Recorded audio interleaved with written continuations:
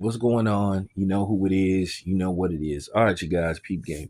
All right, so more information is starting to be revealed for the upcoming Scream 7, which will hit theaters February 2026.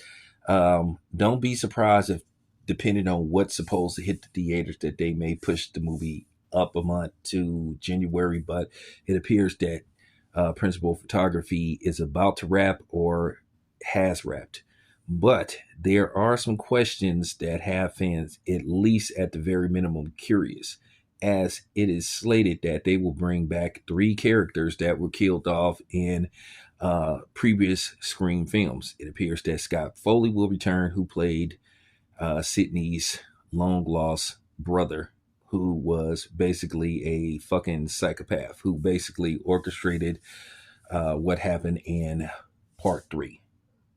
Then it is also slated that Matthew Lillard will return for the sequel, as well as he apparently is going to be returning for the sequel to Five Nights at Freddy's, from what I've been told and from the research that I did. And then, of course, they just announced recently that David Arquette will return as Officer Dewey Riley, a fan favorite, as basically the clumsy but gets it right when needs to be uh, police officer. A lot of people were bothered by the fact that his character was killed off in Scream 5. I was one of the people that didn't like the fact that they killed Dewey off. I mean, he was very pivotal to the franchise. And for them to just, basically treat his character that way and just basically kill him off the way they did rubbed a lot of fans the wrong way. So we'll see what happens with this, how they're going to uh, how this is going to work in the film, but you already know they can bring back anybody pretty much. So really comes down to the writers and their vision on how they have to sell to the ticket buyer, how they are going to resurrect this character. But I'm curious to see what's going to happen with this. And then in a separate report, Mason Gooding also said this is going to be the most violent Scream film ever. That they're basically going to turn it up a notch with blood and guts.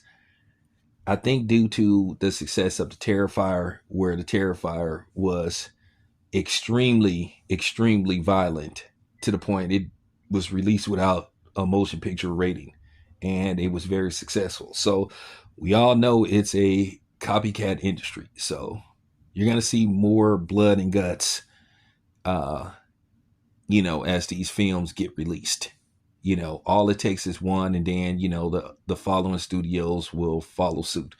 So we'll see what's up with that. But anyway, yeah, now as well as we're anticipating the release of these films, now we're curious and asking questions. How can this be? How is this going to work?